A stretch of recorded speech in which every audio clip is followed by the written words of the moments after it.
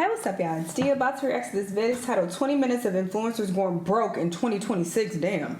I mean, it is hard out here, okay? It's hard out here in these content streets. It's hard out here in this economy, all right? And people think that, oh, being an influencer is so easy. Y'all don't have to do nothing. Y'all get paid all this money. It's not all sweet. It's not all rainbows and butterflies, all right? But people think it is, apparently. But, yeah, it gets real out here. But let's see what's going on with these people. Let's watch. So I went from having a fat ass house. I had to downsize to an apartment because I had to make that YouTube money stretch. Most of these people are broker than if they were working a regular job. The reality of being a content creator with over 200,000 followers is I'm broke. I went from making, I would say, yeah, people think followers and views are everything. This is not how it works.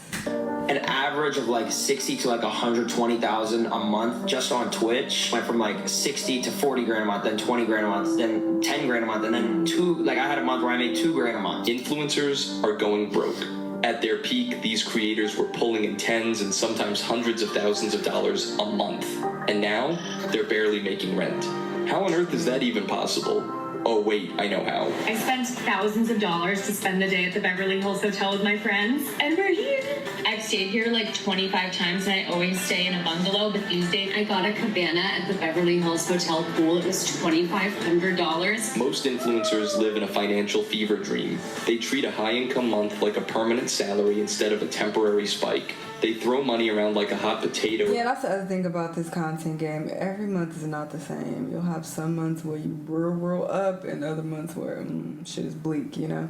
At a kid's party, desperate to unload it before doing something boring, like, I don't know, saving it. I get on here complaining that how y'all have to go back working at 9 to 5 because you started all of this spending money like your ass is Dwayne Wade or some Why, if you starting to get a $4,000 check, you think, oh, let me go get me a high rise in an expensive ass city. Take the case of Tara Lynn. She once mentioned pulling in $350,000 in a single month. This past October, I would make like 100 to 150K a month. And, so now it's like 350 a month. With that kind of income, most people would immediately retire. You could invest in dividend stocks to secure a yearly income or live off the monthly interest in a high-yield savings account. The options for growth are endless, but Tara didn't do any of that. Instead, she ended up effectively flat-out broke. And as you can imagine, the internet had no sympathy for her. What the hell do you want us to do about the fact that you're going broke because you couldn't budget your $10 million a year that you made and you spent it all on a mansion and did an extra $1 million in renovations that you didn't need? And last time I checked, you also had bought a house in New York. It was an apartment, but like most people can't even afford one home. You've had 2. The sad reality is that many of these creators are financially illiterate. And can you blame them? We were never taught about money in school. We all remember that the mitochondria is the powerhouse of the cell. That was practically tattooed on our brains. But nobody mentioned taxes, debt, or compounding interest. These influencers are young, they get swept up in the LA lifestyle, and they simply blow it all away. Did y'all see that video of that girl asking how all the OG influencers were making $30,000 to $50,000 a month and now they're broke and e-begging on TikTok? Like, what happened to all that money? So as somebody who accumulated over 2.5 million subscribers on YouTube back in 2015, and I was literally living in LA, so I witnessed a lot of this, I'm gonna give you guys the breakdown on what happened with that money. I can't speak for everybody, obviously, but just what I've seen. When I moved out there, I thought I was pushing it with my $2,000 one-bedroom apartment, but I had people living in the same building, just at the top floor. I was on the 3rd floor, but they were at the top floor paying $20,000 a month. And then I had some friends that lived in mansions just for the sole purpose of wanting to be able to throw parties and have people come over and make content in there. Literally paying people's yearly salaries, like $30,000, $40,000 a month just to rent this huge house. So for those of you that were also wondering, like, why do a lot of these influencers have big houses but they're empty? Not even joking, to get some good quality furniture in there, it's gonna cost you like $500,000. And don't even get me started on their Uber ego. It's like people reach a certain amount of followers and all of a sudden they can't use Uber X. yeah, we can't pull up to this party in a Prius, order an Uber Black. Why would we spend $250 to pull up to a party when we could spend $19.99? Half the cars that you see these people whipping around are rentals, and they're spending like $300, $500 a day just to whip it around and try to act like they're somebody they're not. Babe, just because you hit 200K doesn't mean you need to go and get a C300 for Mercedes. Like, it's okay, you can drive your paid off Toyota. Maybe 1 out of 10 of my friends actually cooked their meals at home. Everybody was constantly going out to eat or hiring private chefs. When you start making all this money, a lot of people tend to forget that it might stop one day, so they're still going on these expensive vacations, buying all this designer, even if it's starting to dwindle, because they literally got used to that lifestyle. More or less, a lot of these people ran through their money trying to look cool. That's it. And now they're begging for galaxies and cowboy hats. That's exactly what happened to Stable Ronaldo. At his peak, he was raking in massive amounts of money streaming on Twitch. But when his income declined, so did his social life and his entire circle of friends. It's a sobering story of just how fast things can change in this industry. I went from making, I would say, an average of like 60 to like 120,000 a month just on Twitch for like a good year and a half. And then right as it started to decline, it went from like 60 to 40 grand a month, then 20 grand a month, then 10 grand a month, and then I had a month where I made 2 grand a month. How are you okay seeing those numbers? So I wasn't.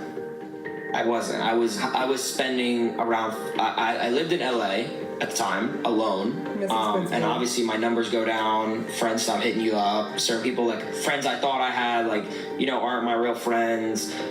Family, like different type thing. Past relationships. You know what I'm saying? So you gave all the money? There was a lot that happened, but I lived alone, and I had my rent. My rent was like $5,000 a month at the time. Tularia, by the way, in Burbank. That place is $5,000 a month, and I lived in a little square. It was the worst ever. I loved living there low key, but it was not worth it. But I was paying like $5,000 a month, and then my expenses, like when I would go shopping, I'd get depressed shopping. People do that, or like buy food or whatever. I was spending more than I was making a month. Okay, so it's clear some creators are just irresponsible with money, but others are trapped in niches that... Wait, because I'm thinking of when he was making 60 to 120,000, even when he was making 40,000 or 20,000, like, how are you spending more than that? Even if your rent is 5 bands, like, you spending the rest of that just shopping all day? Require constant spending just to stay relevant.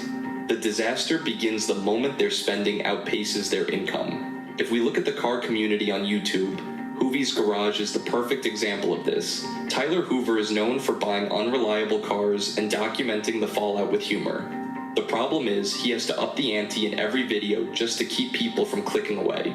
What he didn't realize was just how much he would eventually owe in taxes for every one of those purchases. So about a month has gone by since I walked through and said goodbye to all of those cars, and in the meantime, I had a guess on how much taxes that I owed, and it turned out, I guessed very, very wrong. I owe about double what I thought, over $500,000. So oh my God. I'm gonna have to sell a lot more cars and have sold a lot more cars. $500,000 in debt? That's a mortgage on a house you can't even live in.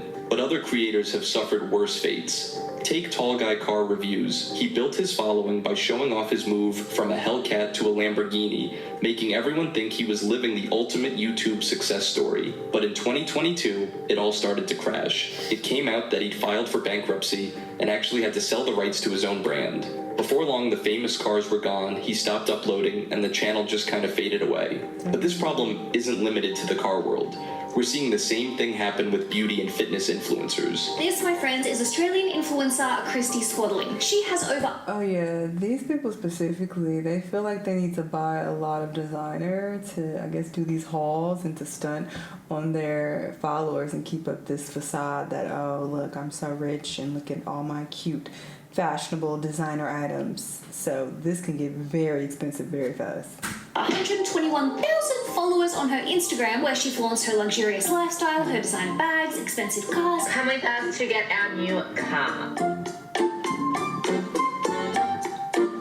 Girl, that's expensive. She has followers worldwide wishing they could be like her, live like her, carry Louis Vuitton handbags and Prada, drive around in muscle cars. The kind of content that she posts might seem cute and funny and relatable, but it actually denotes the uncomfortable truth that far from living the luxurious influencer lifestyle that you're led to believe, Christy is literally broke. While rich influencers lose everything by overspending, most creators never even reach that level of wealth. They are stuck in a constant grind for followers, views, and brand deals. It can be overwhelming and relying on brand deals is the worst route because that's very unreliable and comes and goes. Rarely pays off. Sometimes I feel like I'm never going to achieve my goal or my dream of becoming a full-time social media influencer or content creator because of my financial situation. And it gets really discouraging because it's almost as if you can't or you shouldn't work so you could actually dedicate like a full 40-hour work week to just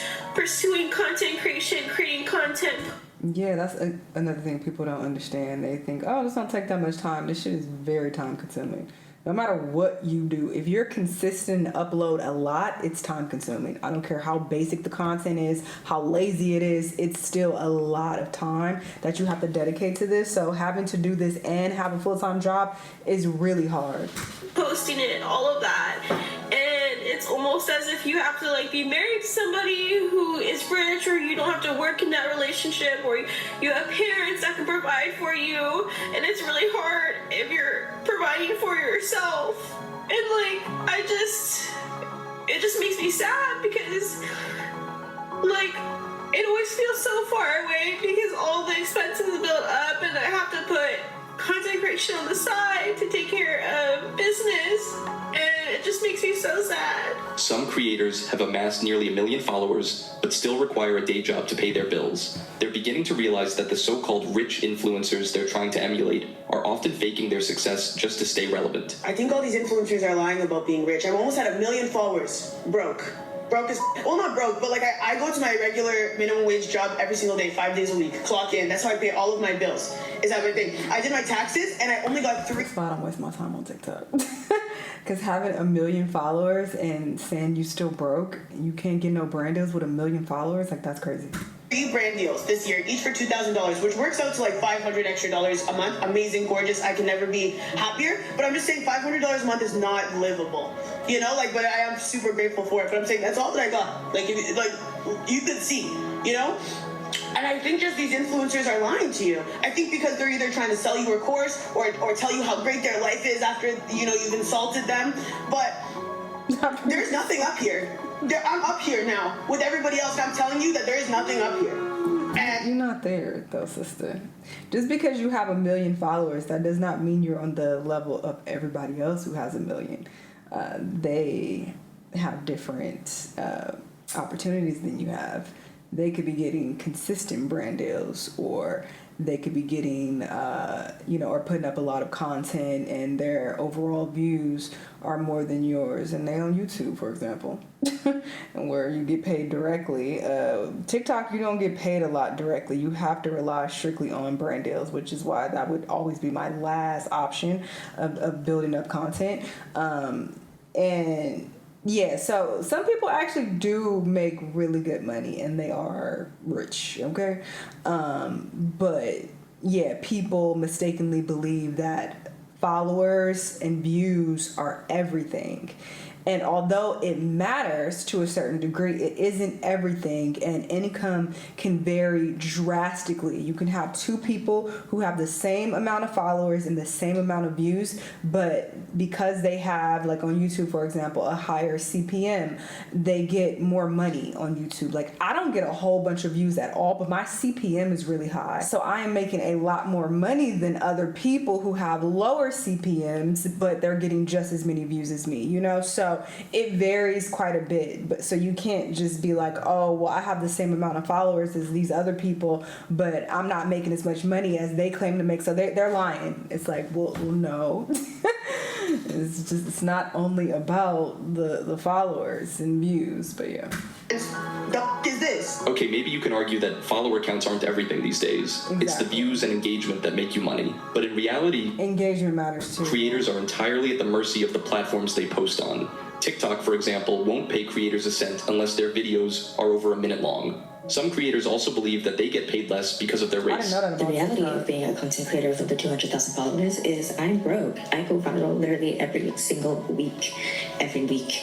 I got like over 8 million views this past month. I have like loyal fans, you know? And I'm just like, yo, I had $101 in my bank account yesterday.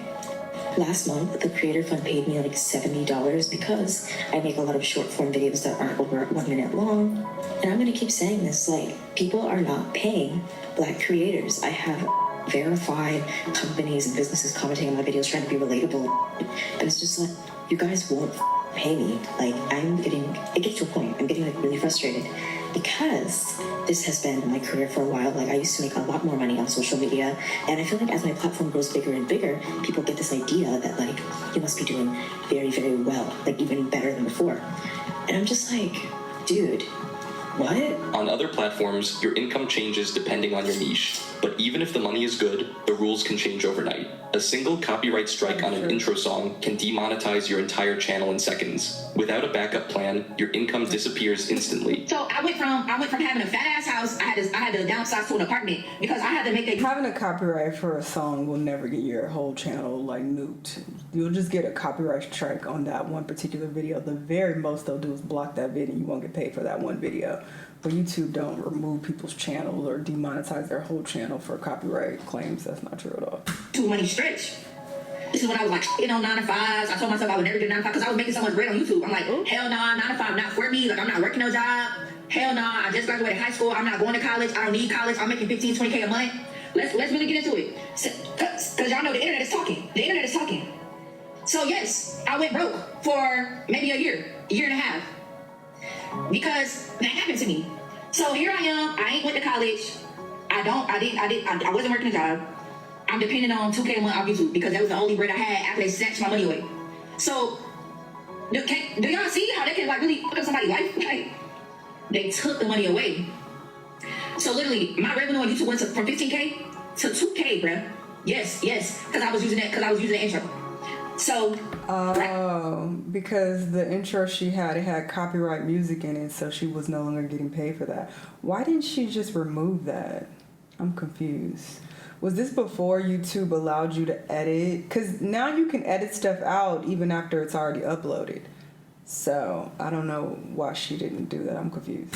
Hey, so around this time, YouTube demonetized my videos. That's when my life came at a stop. Like, I was depending on YouTube money. That was like my main go-to. So when YouTube snatched my money for using that sample instrumental, even though my voice was on it, even though I low-key mixed up the beat, they still snatched my money. It's no wonder we're seeing influencers quit social media and return to 9 to 5 jobs. One creator admitted that she quit because the financial instability was too unbearable. Once again, maybe this was a very long time ago, because I feel like back in the day, you couldn't remove copyrights after they were already uploaded. I think that was the case. But for a very long time now, you have been able to for years. So if you have like a copyright claim and there's music in any of your vids and it gets demonetized because of the music, you can trim that out. You can cut that out. So I don't know what she's talking about, but yeah, maybe she's talking about something that happened years ago. This is my story of why I decided to quit being a full-time influencer after a year and get a job in corporate America. And I wanted to share this because I feel like being an influencer is such a, kind of like coveted job right now, where at least people are really interested in what it actually means to be a full-time influencer. And I just want to give you guys kind of like a look behind the curtain. So I've been in the social media game since 2016, really just fell into it very serendipitously. Honestly loved it. I did it all throughout college, and then I decided to go full-time after about a year or so post-grad. I was like, may as well try and do this thing. And after a year, I was like, you know what? I just don't think that this is for me. So reason number one why I decided to not be a full-time influencer anymore is honestly money. This came down to stability and my long-term goals, and I felt like I could just reach those financial goals quicker if I wasn't an influencer, essentially freelance, and I just had a very stable and traditional job. I honestly think that in order to be a full-time influencer or just work in freelance in general, you have to be very savvy with your money. Like, you have to be financially responsible because your income will ebb and flow so much. I had months where I made more than I ever thought was even imaginable from sponsorships, and then I would have months at like the start of the year or just like during those dead times where I would honestly have like maybe one sponsorship and I didn't really have any money coming in, so I'd have to be really smart with my finances and just like budget everything to a T. See, she's using this blanket term of influencer and assuming that everybody lives off brand deals, and not everybody does. Like me, I take brand deals when I feel like it. Like if I'm going through a season where I feel like uploading a lot of vlog type content, right now I'm not in that season. I'm focused on my weight loss.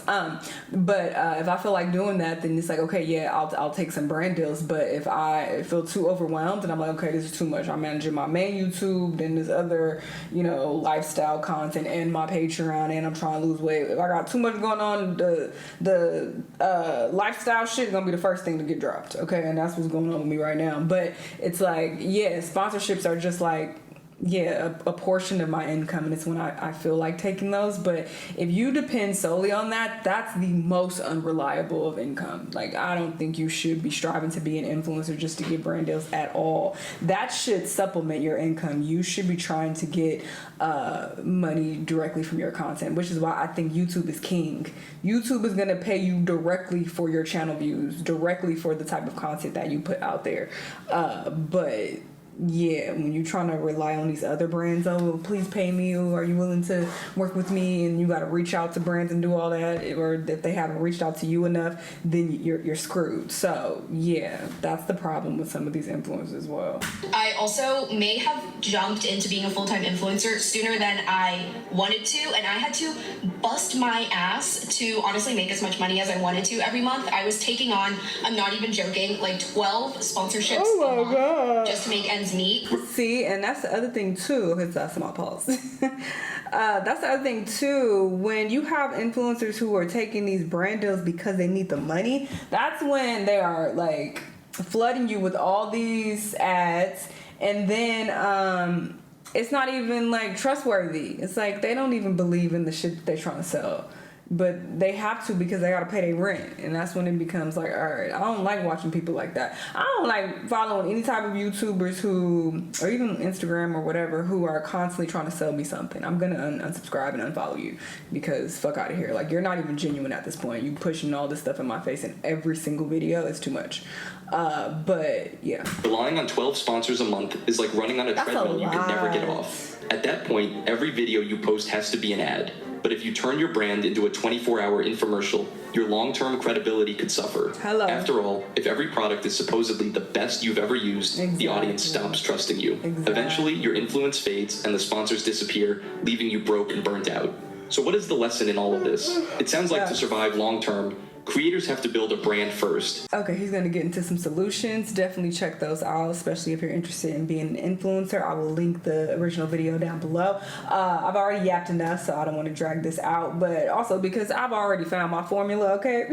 I've been on social media for 10 years at this point, so I found, a system that works for me, and I don't have the biggest platform. I don't get all the views in the world, but my system is very effective, and I'm doing pretty well for myself, so I'm very blessed and fortunate to be able to say that, because that is not the case for a lot of people, because you have people who have more followers than me, more views than me, and they're making substantially less than me. So that's why this content game is very tricky. People just assume, oh, all I need is this, and I can get this and this and be rich. It don't work like that. Like, it's very complicated behind the scenes, and you won't know that until you actually start doing this job, and you're like, oh, I thought it was this, but it's actually that.